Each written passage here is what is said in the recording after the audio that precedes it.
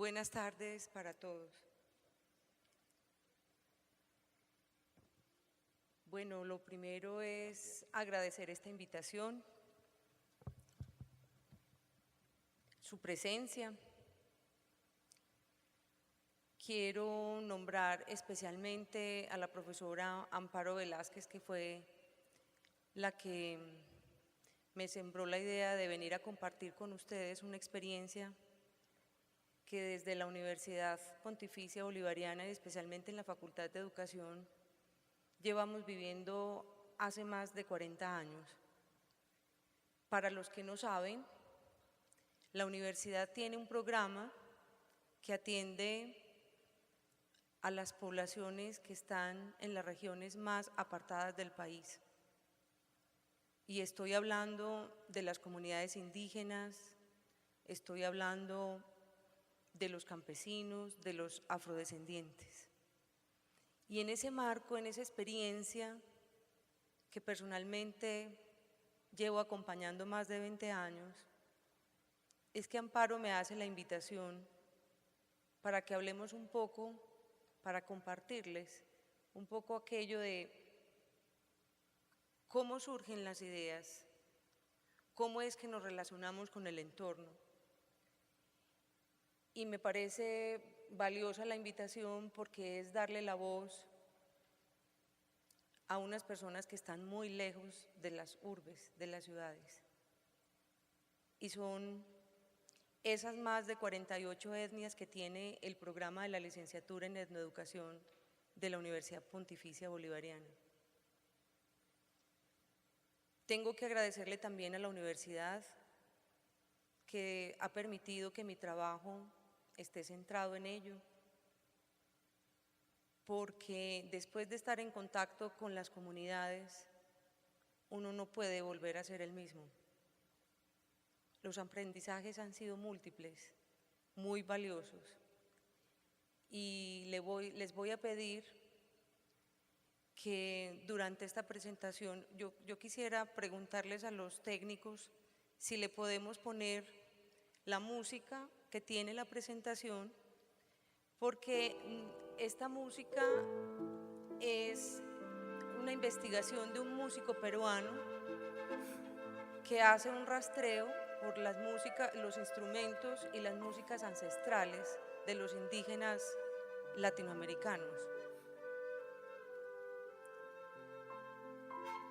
tratando de comprender cómo es que nos relacionamos. Entonces tendría que decir que nosotros, este Homo sapiens sapiens, fue un mono afortunado desde la perspectiva antropológica, porque llegamos a esa cadena biológica con una capacidad diferente a los otros seres, y es la capacidad del lenguaje, la capacidad de hacer abstracción, la capacidad de pensar. Igual que otros seres, nosotros también podemos hacer manufacturas, hacer cosas, pero no somos los únicos seres que hacemos cosas. Los pájaros, por ejemplo, nos enseñan en la perfección y en la técnica la construcción de sus nidos, o los roedores sus madrigueras, pero ninguno de ellos transforma su entorno, su espacio vital, como lo hace el hombre, gracias a que tiene pensamiento, a que tiene lenguaje. Entonces, esa dotación natural de tener esa capacidad, gracias a ese dispositivo, podemos interiorizar el mundo, y lo interiorizamos a través de las palabras. Entonces, por ello nos vemos obligados a nombrar lo que tenemos alrededor, y en el momento en que lo nombramos, lo creamos. Entonces, esta presentación tiene dos palabras que son la ruta de esta conversación, y es origen y creación. Creo que las dos se conjugan en un solo nombre: la persona, el hombre, la mujer, si se quiere, lo que somos, lo estrictamente humano. En esa naturaleza humana, en esa naturaleza lingüística es que nos encontramos como seres de origen, porque en sí mismo se origina en el hombre el pensamiento, la idea, y como un ser creador. Entonces, pensar el origen desde el hombre es hacer una parada antropológica, es comprender que gracias a la posibilidad de nombrar, de crear, y en el transcurso y en la evolución del hombre, ha generado no solo su transformación como ser, como humano, sino que ha creado espacios vitales, grupos, y son lo que nosotros denominamos las sociedades.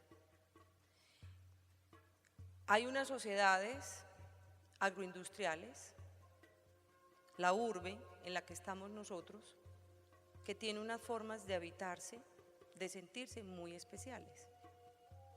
Pero hay otros, como los estudiantes indígenas, los maestros indígenas, los pobladores de un gran territorio colombiano y latinoamericano, lo que nosotros llamamos los nativos, los aborígenes, tienen otra forma de construir sociedad, tienen otra forma de sentir esa realidad. Ellos tienen unas formas de interiorizar su entorno de una manera mucho más mística, más contemplativa, que les permite comprender ese espacio vital, esa naturaleza de una manera diferente. Y es allí donde ellos se recrean, donde ellos plasman sus ideas, sus estilos de vida, sus formas de cotidianidad. Les quiero compartir que en este trayecto pues, de formación de maestros me he llevado unas sorpresas absolutamente increíbles. Nosotros que venimos de la tradición de Occidente, de la creación de los mitos, pues les quiero contar que hay una comunidad amazónica que se llaman los Macuna, herederos de la tradición carijona y de la tradición tucana, que tienen un mito que es el mismo mito del mito de Pandora y de Prometeo. Ese mito es muy importante dentro de la comunidad porque el mito es la gran primera creación humana, fruto del lenguaje, porque los mitos surgen para darnos respuesta a cosas que no entendemos. Y entonces cuando uno se encuentra el mito, permítanme, les doy el nombre perfecto, el mito de Yiva Romió dentro de los Macuna. Yiva Romió es un pájaro. Entonces cuando uno se encuentra en el Amazonas y conversa con un Macuna y le pregunta por el nombre de ese pájaro, él dice, se llama Yiva Romió. Y es la comprensión literal y directa del mito de Pandora y el mito de Prometeo. No sé si ustedes recuerdan el mito, pero después del diluvio aparecen todas las pestes y los males y Yiva, que es un semidios, coge todos los males y las pestes y las mete en una canasta y las lleva a la casa y le dice a la mujer que por favor no lo vaya a abrir. Pero una característica de lo femenino es la curiosidad y ella lo abre y se esparcen todas las pestes y los males. Bueno, entonces a la mujer había que castigarla según los mandatos de los dioses y entonces la suben al copo de un árbol y entonces viene el águila arpía y le come todas las noches el hígado. Y en el día se regenera el hígado y por la noche se lo come el águila arpía. Pues entonces Yiva intercede por los dioses y les dice que por favor le den la oportunidad de salir de esa condición tan lamentable y entonces la convierten en un pájaro. Y ese es el pájaro que los Macuna llaman Jiva Romeo. Les traigo a colación ese mito porque eso es exactamente lo que pasa entre las comunidades aborígenes. La forma como nombran la realidad es porque esa realidad existe para ellos, porque la palabra es un vínculo sagrado con su entorno, porque la naturaleza, todo lo que lo rodea, tiene un espíritu, tiene un alma, y ese es el principio panteísta de las comunidades indígenas. Saber que ese pasto que se pisa, ese árbol que se tiene que cortar porque con ellos se van a construir las casas, las embarcaciones, hay que pedirle un permiso porque tienen alma, porque tienen espíritu. Y ese es un vínculo místico, sagrado que tienen las comunidades, en la que hacen una representación de su entorno y les permite a ellos crear un espacio en el que reconocen la sabiduría y lo que comunica cada uno de esos seres que tiene alrededor. Nosotros, a diferencia de ellos, en las sociedades, en los grupos humanos de la urbe, siempre estamos buscando expresarnos hacia afuera, mostrarnos. Es una necesidad, es una carencia, es verdad, y por eso tenemos que inventar los artefactos que nos ayudan a nuestras limitaciones. Eso lo hacen todos los seres humanos. Pero a diferencia de lo que he aprendido, lo que les he reconocido a estas comunidades con las que trabajo, es que primero, antes de mostrarse, porque hay que mostrarse, porque todas las culturas, porque todo el hombre se exhibe, hay que primero recogerse, hay que interiorizar, hay que observar. Entonces, así como hay hombres que se pasan observando los pájaros, hay hombres que se observan a sí mismos. Y lo primero que observan son los actos.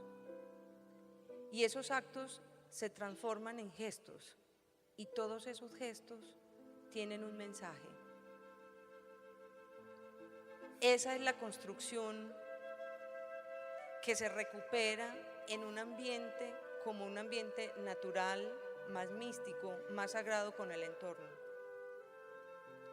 La invitación entonces no es a idealizar las comunidades indígenas, perdónenme, voy a hablarles con la sinceridad con la que me gusta vivir.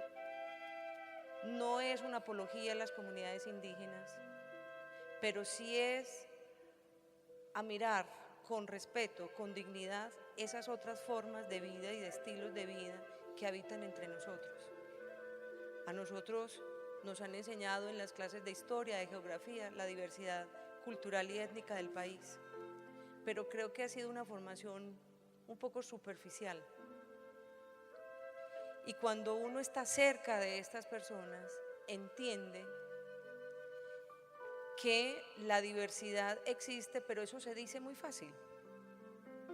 Pero vivirla, encarnarla no es fácil en un contexto como el nuestro. Entonces, si este espacio va a ser el espacio apropiado para que abandonemos un poco el prejuicio, para que aprendamos a mirarnos con más respeto, para reconocer la sabiduría y la forma de conocer de los otros, pues yo celebro mucho este espacio,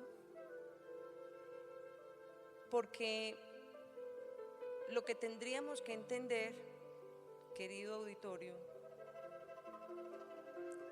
es que nos tenemos que poner ese enclave de lo humano, enclave de lo que nos permite vivir y sentir. Cuando Amparo me invitó a presentarles esta experiencia de qué es lo que he aprendido al lado de los estudiantes indígenas, me hacía un énfasis en que les mostrara cómo es que ellos han llegado a la sabiduría y al conocimiento de su entorno. Y creo que estas culturas que son tan reposadas, tan contemplativas, logran una mirada interior, pero no es un reconocimiento a lo yo occidental, es un reconocimiento porque se ve en el alma y en el espíritu de todos los seres que lo rodean. Entonces,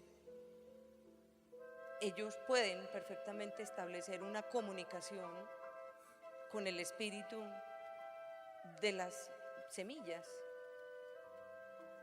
Pueden crear una comunicación con los árboles, y por eso los que han tenido contacto con los indígenas se dan cuenta que ellos, antes de hacer algo, le piden permiso a la madre naturaleza para poder hacer referencia a ellos. Es porque hay un vínculo, hay un reconocimiento de ese origen vivo del espíritu que encarna todos los seres de la naturaleza. A mí me parece que ese es el punto crucial y que quisiera que nos quedara en la cabeza a todos, el por qué y la forma como se relacionan ellos con el entorno. Como nosotros en la ciudad no venimos de esa tradición, pues creo que nos queda un poquito difícil comprender unas realidades como esas. Pero ellos viven auténticamente, sinceramente, en una relación diferente con su entorno. Y eso es entonces lo que tendríamos que resaltar. Cuando uno se acerca al mundo indígena, entiende que hay unos conceptos que son trascendentales para ellos, para su existencia en condición de indígenas. Y tiene que ver, por ejemplo, con el concepto de territorio. En la presentación les he puesto unos poemas de un escritor indígena de la etnia Camrá del Valle del Sibundoy en el Putumayo. Esas poesías que seleccioné para ustedes están relacionadas justamente con ese vínculo, con esa llamada de atención por lo propio, por la identidad. Entonces uno no podría decir en este momento que la condición de indígena pueda desprenderse del concepto de su tierra, de su territorio. Ellos buscan sus raíces es en su territorio, en lo que construyen, en ese terruño donde nacieron. Porque un asunto es nacer sobre una tierra, y otra cosa es construir el concepto de territorio, que está marcado y cruzado por el simbolismo, por la representación, por el valor sagrado que se tiene. Y ese territorio provee de unas pequeñas partículas de las cuales proviene todo, y son las semillas. Así como en nosotros las palabras son las semillas creadoras, entre ellos las semillas son la posibilidad de existencia. Oyendo a los taitas, a los mayores, a los tehualas, hablar de las semillas es absolutamente maravilloso, porque tienen una comprensión tan bella. Dice, miren, lo que nosotros nos encontramos en el piso, las pepitas, las cascaritas que nos encontramos en el piso, todas son semillas, todas tienen alma. Y eso que podemos despreciar y casi que hasta pisar, el día de mañana es un árbol que es el que nos da los pilares de la casa, nos dan los potrillos por donde transitamos por el río, y encontramos la semilla de la palma que nos da el techo, que nos da la paja con el que tejemos nuestros canastos, con lo que cubrimos nuestra cabeza cuando hacen los sombreros, porque son capaces de hacer tratamiento con la piel de los árboles y construyen sus telas para hacer sus vestidos. Entonces van creando un universo de comprensión de su entorno a partir de las semillas. Esas semillas son las que dan fruto y provienen de la madre tierra. Entonces, ¿cómo no va a ser sagrado el cuidado de la tierra? ¿Cómo no va a ser sagrado el cuidado del territorio, de la semilla? Porque de la semilla entonces proviene la comida. Entonces, de la semilla nace el plátano, la yuca, el ñame, que entonces ya estamos hablando de una supervivencia en lo biológico. Este es un universo que vincula no solo la condición humana, sino la forma como se relacionan. Yo insisto mucho en ello, porque digamos que son de los grandes aprendizajes que he tenido al lado de ellos. No es fácil. No es fácil porque cuando uno oye pedir permiso a la madre naturaleza y uno dice, y esto desde esta lógica de Occidente, ¿cómo lo entendemos? Pero con el paso del tiempo, con la coherencia de su cosmogonía, de su forma de actuar, de su forma de pensar, uno poco a poco lo va comprendiendo. Entonces, cada tejido, cada palabra, cada idea que se nombra en una lengua indígena tiene una historia, es nuestra propia historia. Tiene unos antecedentes, tiene un camino que se ha recorrido. Y encuentra uno expresiones como, por ejemplo, en lengua murui, que es una lengua proveniente de los huitoto, una expresión como genócano.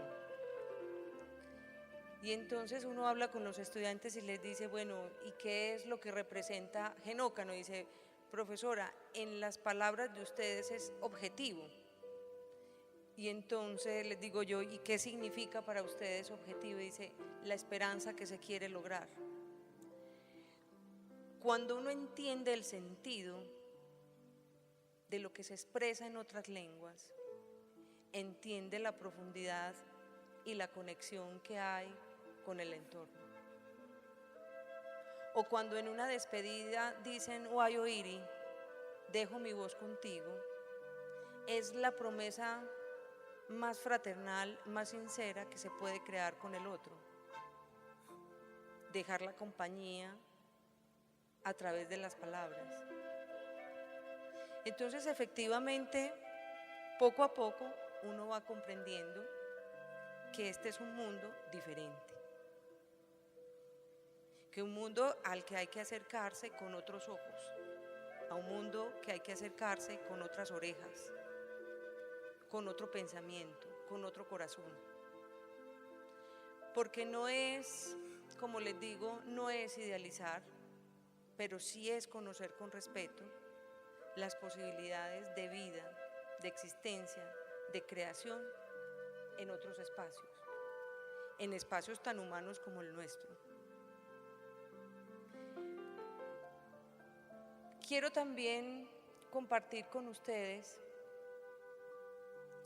que las relaciones que generamos nosotros, entre nosotros los humanos, están marcadas por muchas diferencias, por tradición, por historia, por educación, pero a veces creo que no hemos tenido muy buena fortuna en la formación y nos han generado un miedo natural a relacionarnos con el otro desconocido, pero marcado por mucho prejuicio. Yo les hago una invitación y es a que abandonemos el prejuicio, a que nos demos la oportunidad de construir un país donde el respeto, la valoración por la diferencia, por el reconocimiento del otro, sea el principio con el que nos movamos, sea un principio de democracias verdaderas, donde todos tenemos oportunidades, donde las exclusiones sean menores y no en una mayoría como lo que nos está pasando en este momento.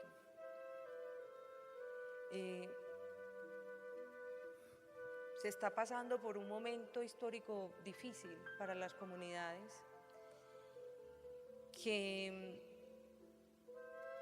tienen un compromiso y un reto muy grande, y es cómo mantener viva la tradición, pero qué de esa tradición es lo que se puede activar hoy, porque no es la tradición por la tradición. Ahora, cuando escuchaba a los conferencistas que me antecedieron, estaba feliz, porque coincidimos en que había que mirarse, en que había que sentirse, en que tenemos que trabajar lo que dicen los filósofos, las tecnologías del yo, mirarnos más, sentirnos más, gustarnos más, tocarnos más, eso es verdad. Es allí, en esa naturaleza, en ese origen plenamente humano, donde surgen las ideas, donde se tejen las ideas.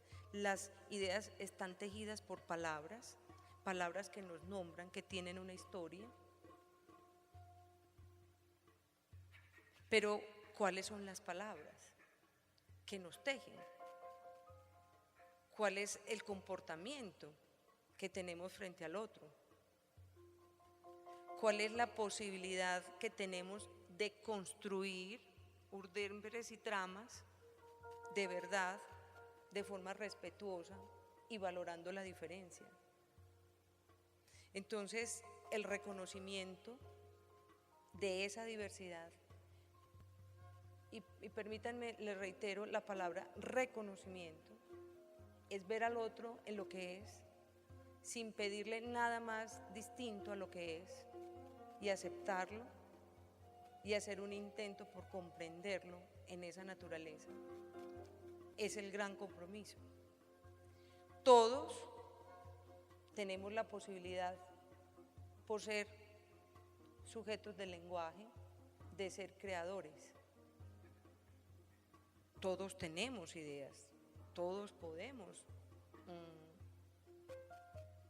conformar un universo lingüístico de productos culturales, eso es verdad. Y está bien reconocer ese individualismo. Claro, hay que reconocer el idiolecto, la palabra que te representa, es verdad. Pero también es cierto que necesitamos crear vínculos con el otro. Necesitamos crear comunicación y diálogo con el otro. Eso fue lo que vi con los compañeros que nos antecedieron, como hoy, como un acto de resistencia a este individualismo, a esta necesidad de recogerse en lo interior, también de forma antagónica nos obliga a buscar un otro, a relacionarnos, a un encuentro con el otro. Y el encuentro con el otro, para eso tenemos que estar preparados. El otro tiene un universo cultural, el otro tiene unos códigos morales, el otro tiene una forma de comunicación, el que tenemos la obligación de aprender, así como el otro también tiene la obligación de aprender de mi bagaje cultural, de mi código moral, de mi forma de comunicación. Entonces les estoy hablando de las relaciones, de la forma como yo expreso esta interioridad, este mundo que he construido a partir de mi lenguaje, de la representación que tengo del mundo con el otro. Y entonces la pregunta es, pero es que siempre hacemos cosas con el otro. Pero si nos detenemos un poco y revisamos la forma como nos relacionamos con el otro, creo que tendríamos mucho que aprender. Eso lo he aprendido relacionándome con las comunidades. No basta con solo decir, no, es que somos distintos. No basta. hay que aprender a construir con el otro. Y se construye con el otro a través de lo maravillosamente humano que son las palabras. Entonces sí tenemos que ser cuidadosos en nombrar las relaciones, en nombrar las palabras con las que nos relacionamos con el otro.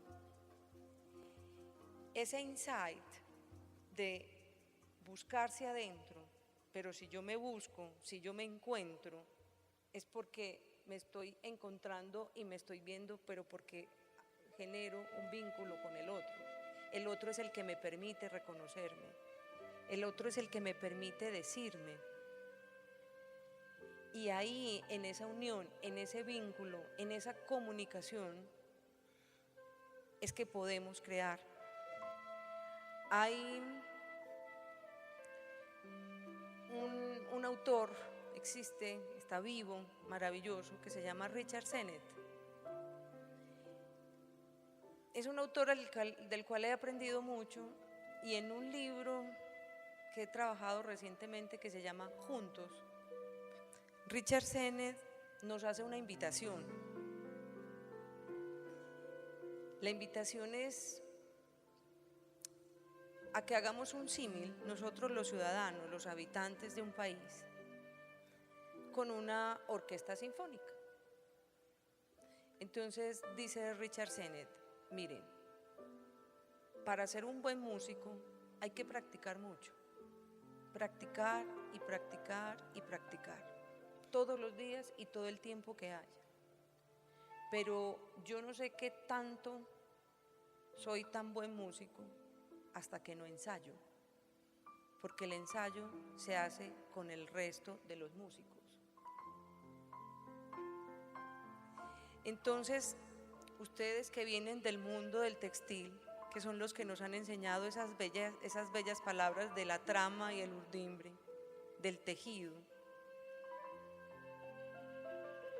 pues lo traslado a la imagen de Richard Sennett cuando dice: solamente cuando soy capaz de ensayar con el otro, cuando soy capaz de dejar que el violonchelo entre, que el otro instrumento entre, que yo pueda entrar y salir, ahí es donde verdaderamente surgen las grandes obras maestras, las piezas musicales inolvidables de las cuales hoy disfrutamos. Pues quisiera dejarles esa imagen de cómo nos vamos a comprometer, cómo vamos a hacer ese ejercicio tan individual de pensarnos, de recuperarnos en nuestras palabras y de ser capaz de generar vínculo y comunicación con el otro y generar y crear nuevas ideas que nos den respuesta a las necesidades de hoy, necesidades de todo tipo. En el marco de este pabellón del conocimiento, de esta Colombia Moda, que es verdaderamente es un evento donde se piensa y se reflexiona y se ven estos objetos culturales que son el vestido, la tela, son verdaderos tejidos, pero lo estoy diciendo trascendiendo la palabra del tejido, diciendo es que más allá de ese tejido está un hombre que tejió primero con sus palabras una idea que plasma en un diseño, que fue capaz de crear un vínculo con su entorno, que fue capaz de leerlo, de sentirlo, de hacer esa kinestesia, de oír los colores, de ver los sonidos, de trasladar mucho más que la palabra y el raciocinio a un sentir que le permite vivir su vida y la vida junto a otro de una forma diferente. En este momento están viendo en la pantalla el poema de Hugo Jamioy, Buscándome.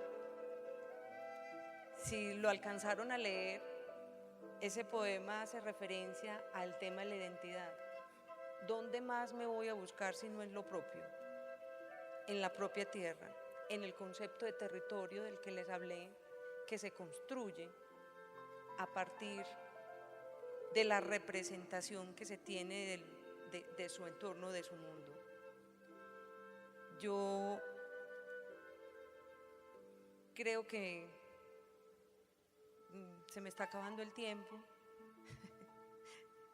y la verdad no sé cómo cerrar. Estoy realmente emocionada de que ustedes estén aquí y me acompañen por este camino de la vida, por caminar la palabra con ustedes, por dejarme compartir una experiencia de más de 20 años que ha enriquecido mi vida y que todos los que hemos estado, somos muchos profesores los que estamos trabajando en ese proyecto, hemos aprendido que la vida puede representarse de muchas otras formas y que sí es verdad que tenemos que buscar primero adentro, buscar nuestra identidad, tejer las ideas a través de las palabras que son creadoras y que nos permiten esta individualidad que es nuestro equipaje por el mundo, pero que siempre está en vínculo y en relación con el otro. Es en ese vínculo y en esa relación que podemos ser. De lo contrario, no podríamos ser lo que somos. Les agradezco muchísimo la atención, muchísimas gracias. Profesora Olga, muchas gracias por compartirnos su reflexión en torno a cómo hacer mejor lo que mejor hacemos. Les recordamos que podrán descargar de forma gratuita las memorias